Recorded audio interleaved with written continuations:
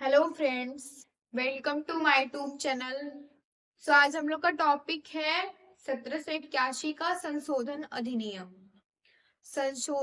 अधिनियम जिसको act of settlement भी कहते हैं। संशोधन अधिनियम को बंदोबस्त कानून के नाम से भी जानते हैं और अमेंडिंग एक्ट जिसे बोलते हैं। इसके पहले 1773 का रेगुलेटिंग एक्ट पारित हुआ था, जो कि 1773 का था रेगुलेटिंग एक्ट। तो इसमें क्या था? इसका उद्देश्य था रेगुलेटिंग एक्ट का ईस्ट इंडिया कंपनी को सही तरीके से चलाने के लिए, नियमित तरीके से। तो अब इसमें क्या है, इसका उद्देश्य क्या है? 1781 का एक्ट ऑफ सेटलमेंट, इसका उद्देश्य है कि ईस्ट इंडिया कंपनी के कमियों को दूर कर सॉरी ईस्ट इंडिया कंपनी में जो मतलब हुआ था रेगुलेटिंग एक्ट में, उसको नियमित तरीके से चलाया गया था, तो इसमें उसको सुधार करना था। सुधार, इसके नाम से पता चला, सुधार संशोधन अधिनियम। मतलब ये ईस्ट इंडिया कंपनी में सुधार करने के लिए ये एक्ट पारित किया गया था, उसको सुधार करके उसको सही तरीके से चलाने के लिए। इसमें ईस्ट इंडिया कंपनी को सुधार करना था। इसका कार्य क्या था? ईस्ट इंडिया कंपनी को सुधार करना, जिसको जो एक्ट पारित हुआ है, एक्ट ऑफ सेटलमेंट। तो इसके कुछ प्रावधान है, चलिए हम देखते हैं। तो इसके क्या क्या प्रावधान है? तो इसके फर्स्ट प्रावधान है सुप्रीम कोर्ट का पुनर्निर्माण। सुप्रीम कोर्ट का पुनर्निर्माण, तो इसमें क्या है? 1773 में बने एक्ट में, यानी कि 1773 में कौन सा एक्ट पारित हुआ था? Regulating act. कौन सा एक्ट? Regulating act. 1773 में बने एक्ट में सुप्रीम कोर्ट में कुछ समस्याएं आ रही थी। जो 1773 का रेगुलेटिंग एक्ट था, उसमें देखो, कोर्ट का जो भी बनने की बात हुई थी, तो वो रेगुलेटिंग एक्ट के तहत ही सुप्रीम कोर्ट की स्थापना की गई थी। 1773 के रेगुलेटिंग एक्ट में, तो उसमें सुप्रीम कोर्ट की स्थापना की गई थी। तो उसमें कुछ समस्याएं आ रही थी सुप्रीम कोर्ट में, उसमें कुछ भी समस्याएं आ रही थी। तो जो समस्याएं आ रही थी, तो उसके ये इस एक्ट के द्वारा, एक्ट ऑफ सेटलमेंट के द्वारा, एक्ट ऑफ सेटलमेंट 1781 के द्वारा, इस अधिनियम के द्वारा सुप्रीम कोर्ट में बदलाव किए गए। देखो, जो 1773 का रेगुलेटिंग एक्ट था, उसके तहत सुप्रीम कोर्ट की स्थापना की गई थी, तो उसमें भी कुछ समस्याएं आ रही थी। तो उसको संशोधन करने के लिए कौन सा एक्ट पारित हुआ? 1781 का एक्ट ऑफ सेटलमेंट।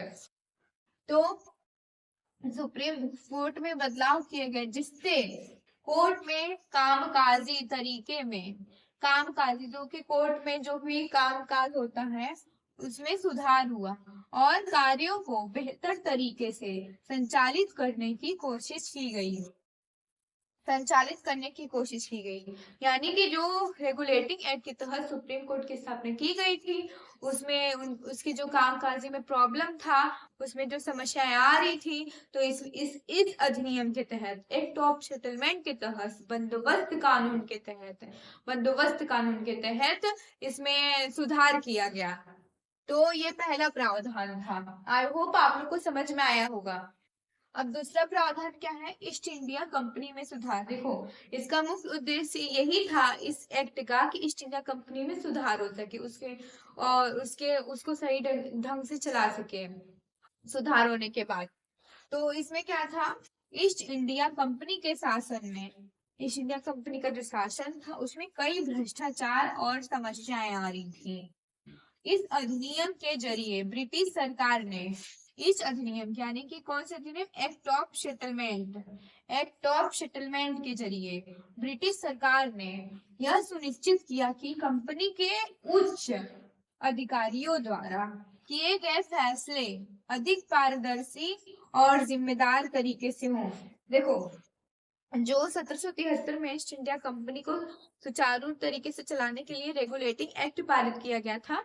अब इसमें क्या है कि ईस्ट इंडिया कंपनी को, मतलब उसमें जो इसमें सुधार करने के लिए है ईस्ट इंडिया कंपनी में। तो इसमें क्या था कि उस टाइम पे कई भ्रष्टाचार होने लगे थे, और उसमें समस्याएं आने लगी थी, जैसे कि कंपनी में कोई भी कर्मचारी है वो काम कर रहा है और उसमें जो भी जैसे कि उसको उसमें बहुत ही मतलब वो आय कमाता है तो उसको वो गलत तरीके से मतलब गलत तरीके से उस पैसे का यूज कर रहा है और एकदम भ्रष्टाचार हो रहा है, कंपनी को बहुत ही मतलब नुकसान हो रहा है। तो उसमें कई समस्याएं आने लगी थी और जो उसके कर्मचारी थे वो ईमानदार नहीं थे, कई समस्याएं पैदा कर रहे थे। तो उसको सुधार करने के लिए कौन सा एक्ट पारित किया गया? Act of settlement. Act of settlement. तो इसे दूसरा प्रावधान है ईस्ट इंडिया कंपनी में सुधार। आई होप आपको ये भी समझ में आया होगा। अब तीसरा क्या है? कंपनी के निदेशक मंडल में बदलाव। क्या है? कंपनी के निदेशक मंडल में बदलाव, ये तीसरा प्रावधान है। तो इसमें क्या है? ईस्ट इंडिया कंपनी का प्रशासन, ईस्ट इंडिया कंपनी का प्रशासन भ्रष्ट और अनियंत्रित था। देखो, ईस्ट इंडिया कंपनी का प्रशासन इसके पहले बहुत ही भ्रष्ट था, कोई भी सही ढंग से काम नहीं कर रहा था और एकदम भ्रष्टाचार फैल गया था। भ्रष्ट मतलब भ्रष्टाचार हो गया था। उस कंपनी के तहत कोई भी कर्मचारी सही से काम नहीं कर रहे थे और कंपनी को बहुत ही नुकसान पहुंच रहा था। तो उसमें क्या किया गया? वो बहुत ही अनियंत्रित हो गया था, वो बहुत ही अनियंत्रित हो गया था। तो अब जिससे कंपनी के कामकाज में देखो, जब जब कोई भी चीज सही नहीं होगा तो गड़बड़ तो होगा ही। अगर हमारे पेट में खाना अच्छा नहीं जाएगा तो हमारा पेट तो गड़बड़ी हुई होगा ना, मेरे पेट में मतलब कोई भी प्रॉब्लम तो आएगा ही। तो ऐसे ही जब कोई भी काम मतलब ईस्ट इंडिया कंपनी में भ्रष्टाचार होने लगा था और अनियंत्रित होने लगा था, उसके तहत उसमें तो क्या आने लगी? गड़बड़ी, बहुत ही समस्याएं आने लगी थी, बहुत ही समस्या आने लगी थी। तब इस एक्ट के तहत एक्ट ऑफ सेटलमेंट 1781 के अधिनियम ने 1781 के अधिनियम ने कंपनी के निदेशक मंडल में बदलाव किए, कंपनी के निदेशक मंडल में बदलाव किए।